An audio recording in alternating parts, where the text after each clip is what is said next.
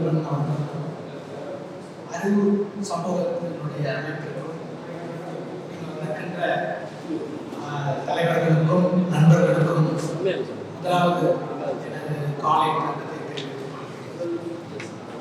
நாம்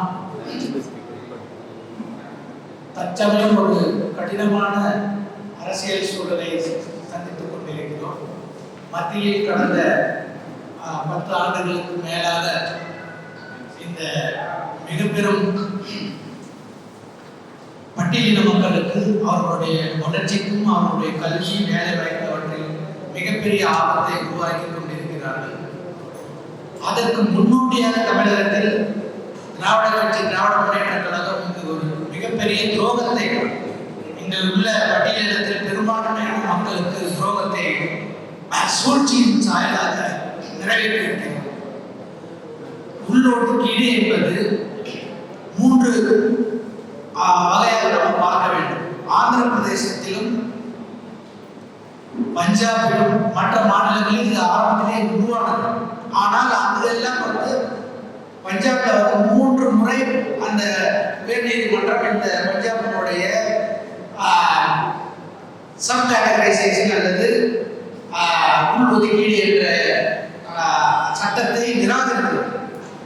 ஆந்திர பிரதேசத்தில் சின்னையா என்ற ஒரு நீதிபதி அவர்கள் மாநிலங்களுக்கு பட்டியலின மக்களுடைய நலன்களை எந்த விதத்திலும் அந்த பட்டியலினத்தை அல்லது பட்டியலை இவர்கள் மாநிலத்துக்கு எந்த அதிகாரமும் இல்லை என்ற தெளிவான நீதியை அவர் வழங்கினார். அதன் அடிப்படையில் மீண்டும் அவர்கள் போகும்போது 5 நபர்கள் உள்ள இதுக்கு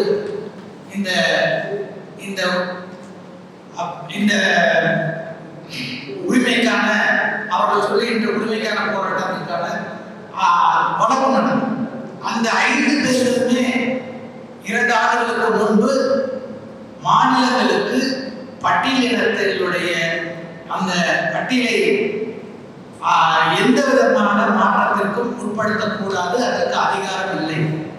பட்டியலின மக்களுடைய நலன், அவர்கள் வளர்ச்சி, இவைகளை பாராளுமன்றம் தான் தீர்மானிக்க வேண்டும். பாராளுமன்றம் என்பது மக்களவை, மாநிலங்கள், உயர்ந்த குடியரசுத் தலைவர் 3 உள்ளடங்கியதான் நாம் பாராளுமன்றம்.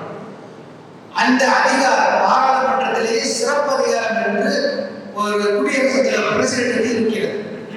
அதை 2 முறைதான் இந்த வரலாற்றில் பயன்படுத்தி இருக்கிறார்கள். ஒன்று எதிர்மறையான ஒரு இதற்காக ராஜேந்திர பிரசாத் அவர்கள் ஆர்டினன்ஸ் 1952 வந்த ஆர்டினன்ஸ், அந்த ஆர்டினன்ஸ் எதிர்மறையான யார் இடஒதுக்கீட்டை பயன்படுத்த உரிமை இருக்கிறது என்ற கேள்வி வரும் பொழுது இந்துக்கள் மட்டும்தான் இந்த இடஒதுக்கீட்டை பயன்படுத்த உரிமை இருக்கிறது அப்படின்னு இப்ப யார் இந்துக்கள் என்ற கேள்வி வரும் பொழுது அந்த ஆர்டினன்ஸ் சொல்கிறது, யாரெல்லாம் கிறிஸ்துவர் அல்ல, யாரெல்லாம் இஸ்லாமியர் அல்ல, யாரெல்லாம் புத்திஸ்ட் இல்லையோ, யாரெல்லாம் சிக் இல்லையோ, யாரெல்லாம் மற்ற மதங்களே இல்லையோ அவர்கள் தான் இந்து. இதுதான் இந்துக்கான வரையறையாக கொல்லப்பட்டது.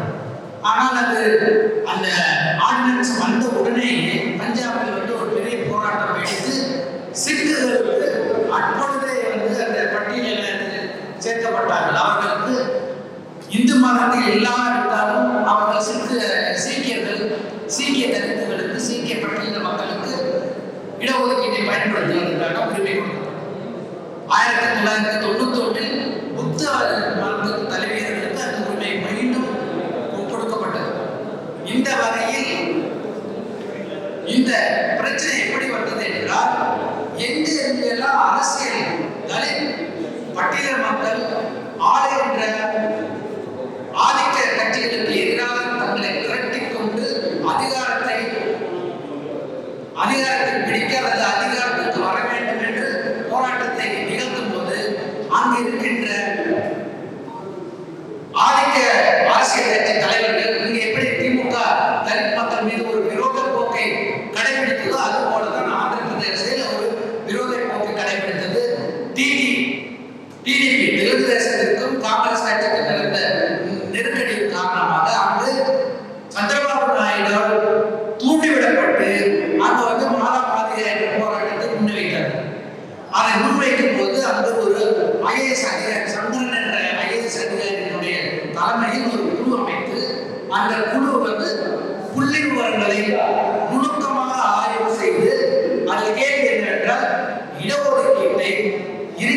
பட்டியலினத்தில் அதிகமாக பயன்பட்டவர்கள் யார் என்ற கேள்வி.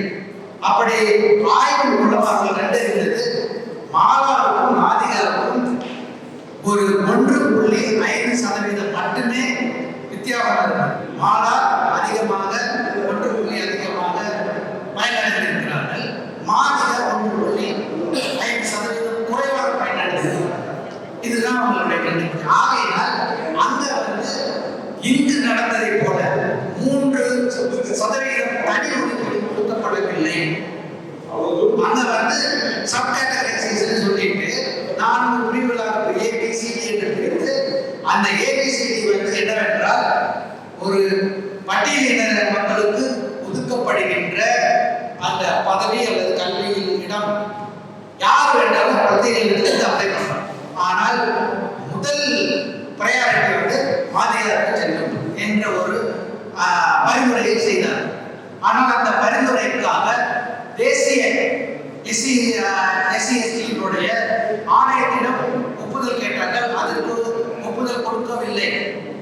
ஜனாதிபதி ஒப்புதல் கொடுக்கவில்லை. நீதிமன்றம் ஒப்புதல் கொடுக்கவில்லை. ஆகையினால் அங்கு அது நிறைவேற்றப்படவில்லை. ஆனால் தமிழகத்தில் மத்தியில் இருக்கக்கூடிய அந்த நேஷனல் கமிஷனிடம் ஒப்பீனியன் கிடைக்கல, பிரசிடென்ட் ஒப்பீனியன் கேட்கல, பார்லிமெண்ட் ஒப்பீனியன் கேட்கல. ஆனால் இவர்களாக தரமாக இங்கு இருக்கக்கூடிய அதிகப்படியான பட்டியலின மக்களுக்கு துரோகம் இணைப்பதற்காக கருணாநிதியினுடைய ஒரு துரோக செயல்தான் இந்த உள்ஒதுக்கீடு. பிரித்தாள் என்ற சூழ்ச்சி தான் இந்த உள்ஒதுக்கீடு. இதே போல இங்கே பிற்படுத்தப்பட்ட மக்களுடைய நலன்களை மாநில அரசு தீர்மானிக்கலாம். பட்டியலின மக்களுடைய நலன்களை அதிகாரத்தை பாராளுமன்றம் தான் தீர்மானிக்கும். அந்த வகையில் 1980 வண்டியர் சங்கம் பிற்படுத்தப்பட்ட அந்த இடஒதுக்கீடு எங்களுக்கு அதிகமாக பயனளிக்கவில்லை. ஆகையினால் எங்களுக்கு தனியாக இடஒதுக்கீடு வேண்டும் என்று போராடி எம்ஜிஆர் செய்ய வேண்டும்.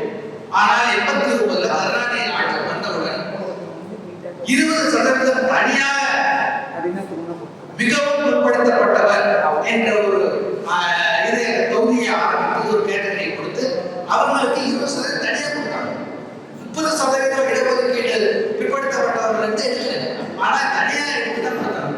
இப்ப இதே கருணாநிதி இந்த அருந்ததிய மக்கள் மீது அருந்ததிய மக்களை 8 ஜாதி சொல்றாங்க. இன்னைக்கு 1989 20% எக்ஸ்ட்ரா கொடுத்த கருணாநிதிக்கு ஏன் 2009 3% எக்ஸ்ட்ரா கொடுக்கக்கூடாது? பட்டியலின மக்களுடைய எண்ணிக்கை மக்கள் தொகை இன்னைக்கு 22.5. அப்படி இருக்கும்போது இன்னும் 3% அதிகரித்து அவர்களுக்கு தனியாக கொடுக்கலாமே. இருக்கிற 18% எடுத்து கொடுத்தது மிகப்பெரிய துரோகம். அதை நாம் ஒருபோதும் அனுமதிக்க முடியாது. ஏனென்றால் நீங்கள் எந்த ஒரு ஆய்வும் இல்லாமல் வடநாடுகளில் எல்லாம் மிகப்பெரிய போராட்டம் வெடித்துக் கொண்டிருக்கின்றோம். வடநாட்டில் இருக்கிறவங்கெல்லாம் இந்த பாரதிய ஜனதா கட்சியினுடைய இந்துத்துவத்தினுடைய சூழ்ச்சி, பட்டியலின மக்களை பிரித்தாளுகின்ற சூழ்ச்சி, அந்த சூழ்ச்சிக்கு விலை போடுறது இந்த திராவிட முன்னேற்ற கழகமும் கருணாநிதி தான். ஆகையினால் கருணாநிதி தன்னுடைய வாழ்நாளில் மலையேற்றத்திற்கு செய்த துரோகம் என்றைக்கு நாம் மன்னிக்க கூடாது, மன்னிக்க முடியாது. வாய்ப்பு